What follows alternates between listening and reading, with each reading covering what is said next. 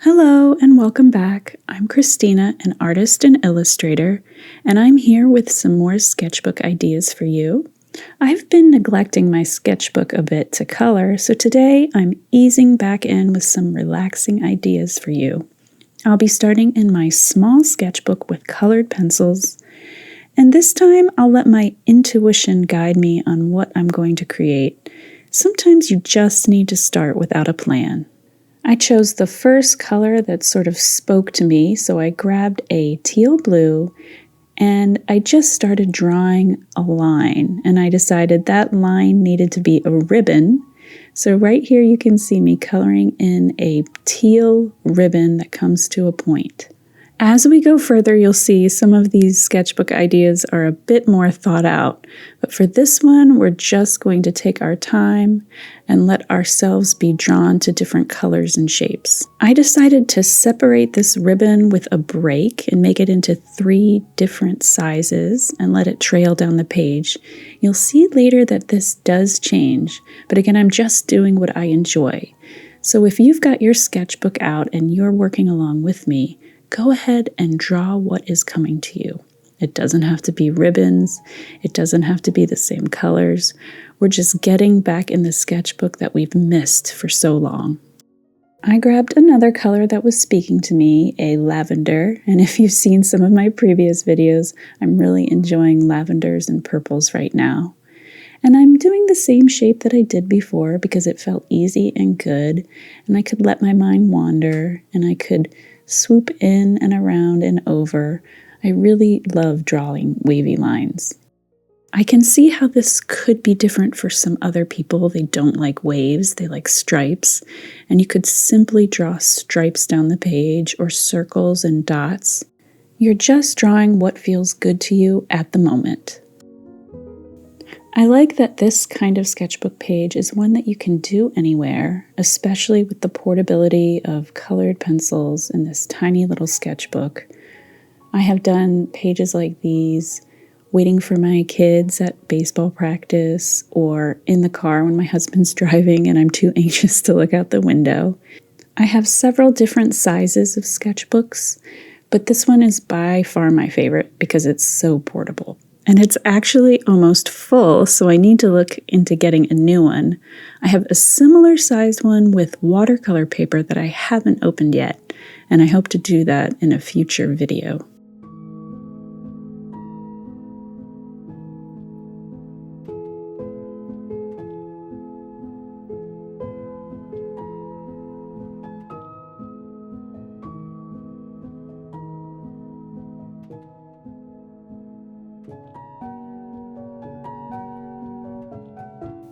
After the page started filling up, I realized I don't want these breaks in the ribbons anymore. I want to connect them. So I go in and fix it right up. It's really simple. I just kind of grew the sizes of the ribbons just a little bit, and I had them connect over and under other ribbons that were already on the page.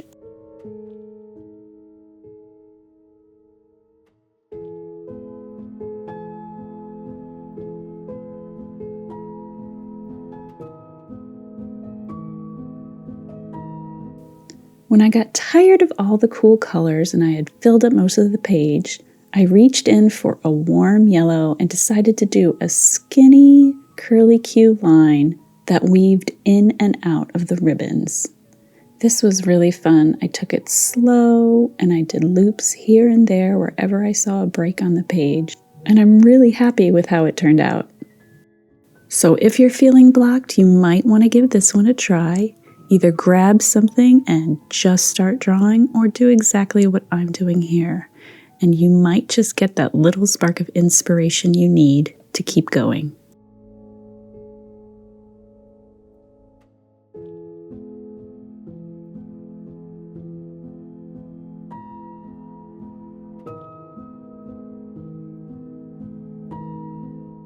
Our next exercise will be a simple pattern. I found a picture of a rose I like and decided to draw it, but in a simple way. So I started with a small circle, and then I followed it with more circles around the center, sort of making them touch in random spots. And to be honest, it looks a little less like a circle and more like rounded rectangles.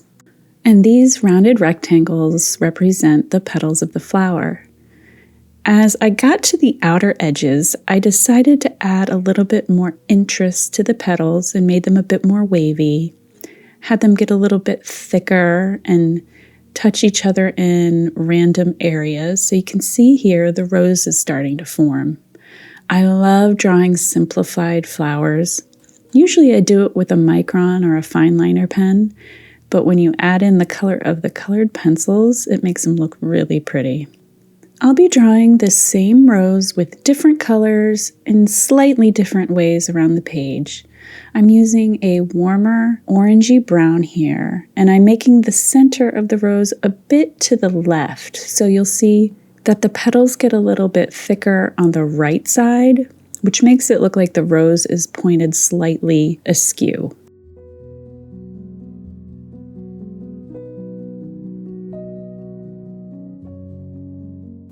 We'll repeat this same motif all over the page. We'll scatter it. And don't worry if you think it's sort of missing a green element. We'll add the leaves at the end. There's so many ways you can make this page look slightly different. You don't have to use colored pencils, of course. You could use a marker, acrylic markers. You could use paint, definitely watercolor or watercolor pens even. And you don't have to keep the petals white like I'm doing. You can put color in them. You can shade them in different ways. I really like the simplicity of this, and I think I'll be doing it again and again in different ways.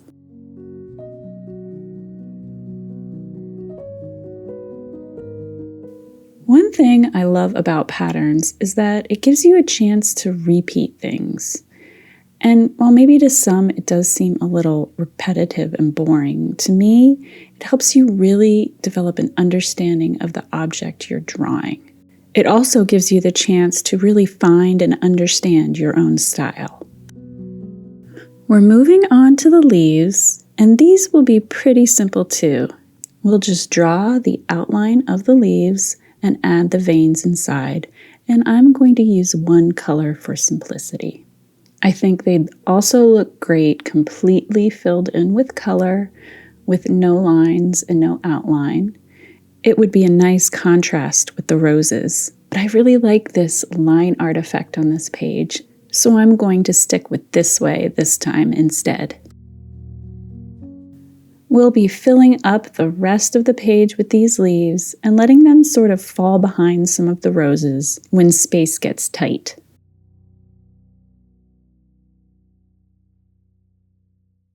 Don't forget when you're creating your flowers that you need to let some fall off the side of the page to make it look like a pattern. It's perfectly fine if you don't. It'll look more like a central image, but to make it look like a pattern, you do need to have just little pieces of them peeking out from the sides.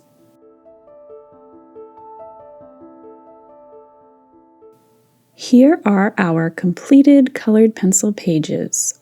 Our intuitive abstract page, and our rose patterned page. I'm actually really looking forward to doing those roses again sometime soon.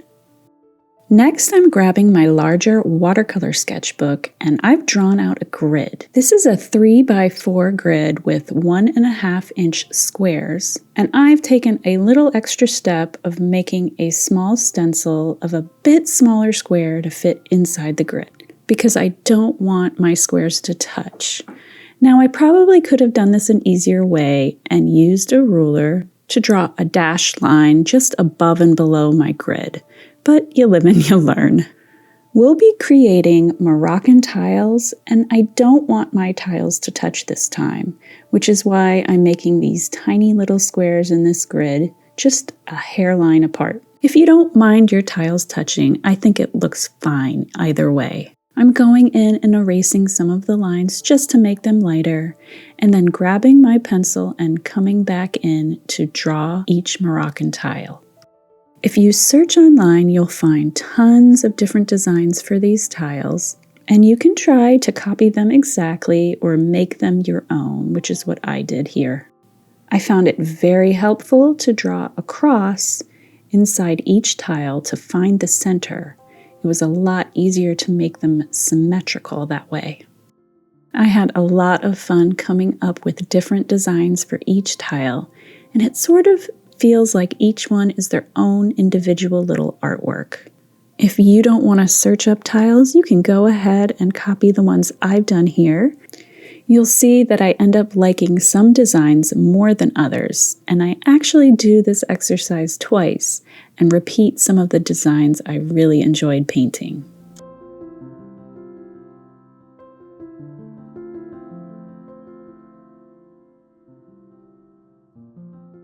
This sketchbook idea would definitely work with other mediums. Colored pencils, acrylic markers, you could try gouache paint. I use watercolor, and I just use one color for the simplicity and relaxation. I was so excited to paint, I didn't even finish drawing them out before I got out my paint supplies. I'm using a small set of watercolor paints along with a paper towel and a porcelain dish for mixing color. Here are my 2 tiny paintbrushes and my favorite spray bottle for getting my paints nice and juicy. I'll list all of the materials I use down below. As I mentioned before, to keep things simple, I'm just using one color, but I think this page would look fabulous with any number of colors that you want to use.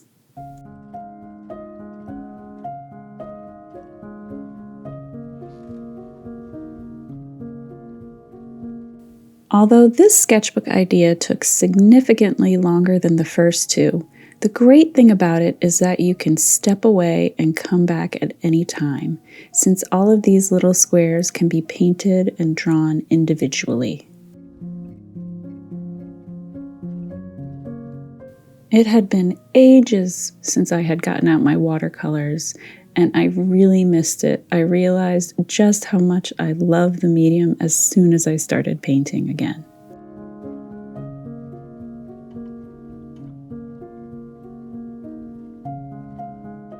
Also, don't be afraid to repeat the same design, because I found that you can paint them in so many different ways.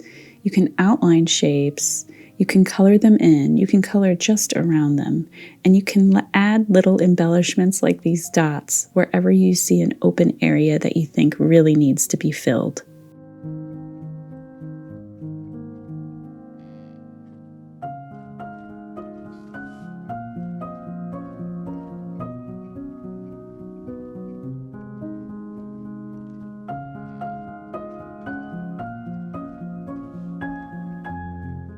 If you like the sketchbook idea but don't want to go through the hassle of drawing everything out, go ahead and try painting everything freehand.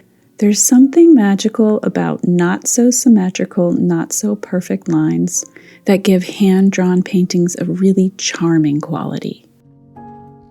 After you're done painting everything, you might want to go back like I did and add some extra touches here and there. I started by adding some elements with my blue paint, and then I picked up a gel pen and added other elements in white.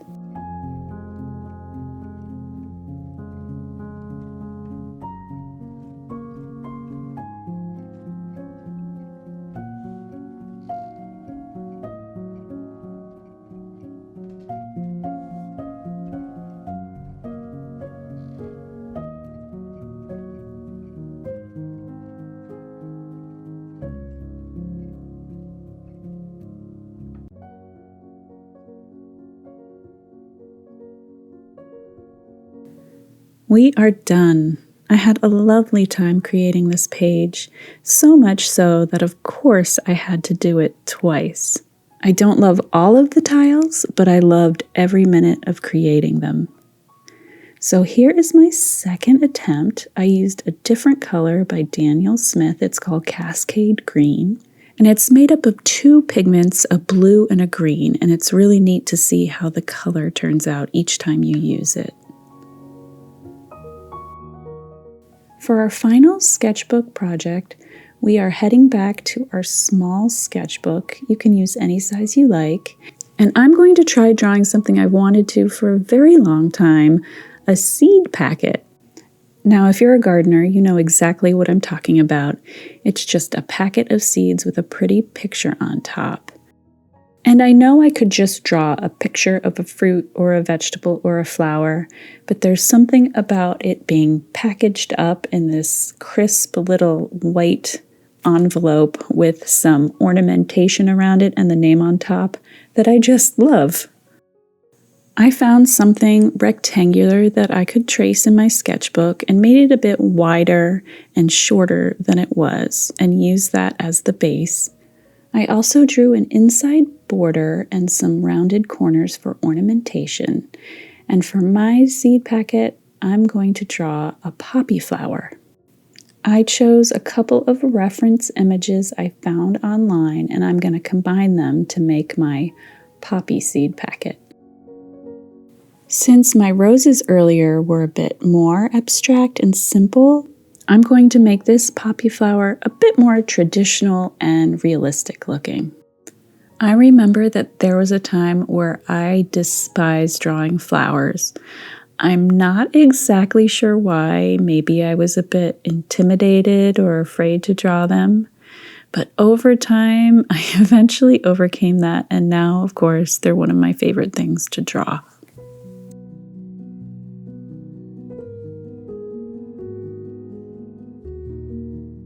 I have got a question for you. What is your favorite flower? And what is your favorite flower to draw? And are they the same? Mine definitely are not. I love peonies, but I do not enjoy drawing them. I will take them on once in a while, but those petals sure are complicated. So please let me know yours in the comments below. For my seed packet, I wanted to draw what the leaf looks like, as well as what the young budding plant looks like in its early stages, because I have a funny story for you. The first garden I ever planted and first flower was the zinnia. So I bought a packet of seeds and I started a little garden right by my driveway. I knew that you had to weed it occasionally, so I went ahead and did that. And I waited and watched my flowers grow and grow and grow, and they got to be so tall. I was so excited. But the only problem was I never saw any blooms. I was wondering where the colors were, the beautiful petals. I was so excited for bees and butterflies, and it never happened. It took me quite a long time to realize that I had weeded out my zinnias and I had grown giant weeds. When I figured that out, my husband and I were crying laughing at my mistake. So now I make sure to know exactly what an early plant looks like so I don't weed out my beautiful flowers.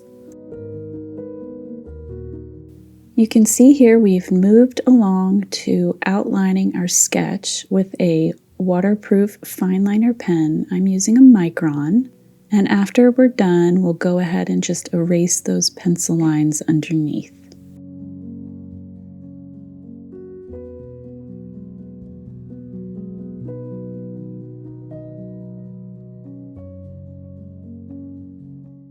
Always make sure your fine liner is fully dry before you start erasing.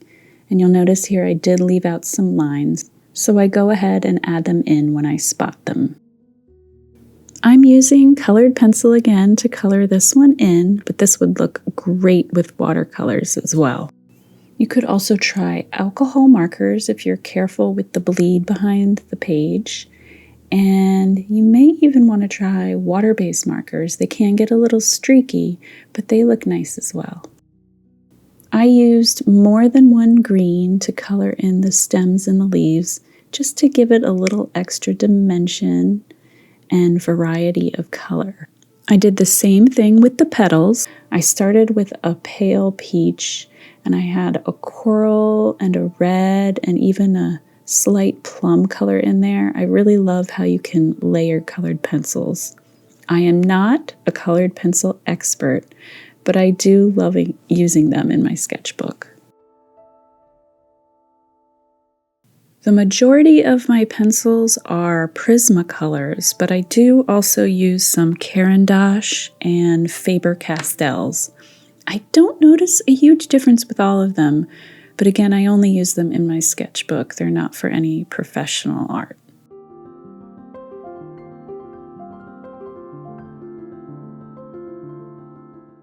I'm using a brush pen. It's another fine liner for the center of the flower, and I'm adding some little stems here that I forgot to add earlier.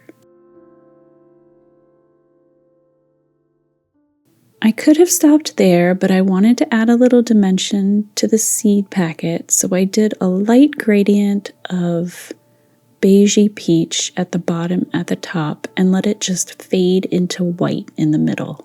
I also almost forgot to add color to this little bud here, so I added it in with my coral and red colors.